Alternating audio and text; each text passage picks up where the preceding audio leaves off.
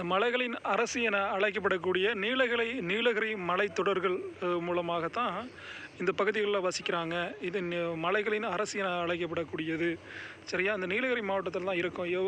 நீலகிரி மாவட்டம் ஒரு எழில் நிறைந்த ஊர், ஒரு எழில் கொஞ்சக்கூடிய ஊர், ஒரு அழகே உருவான ஊர் தான் நீலகிரி மாவட்டம். சரியா, இந்த ஊரில் தான் நாங்கள் வசிக்கிறோம். இந்த ஊரில் தான் நாங்கள் படித்தோம். ஆரம்ப பள்ளி படிப்பை இப்போ பாடமெல்லாம் என்ன பண்ணோம், இந்த ஊரில் தான் படித்தோம், இந்த ஊரில் தான் வாழ்கிறோம், இந்த ஊரில் தான் நாங்கள் இருக்கிறோம். சரியா, நன்றி.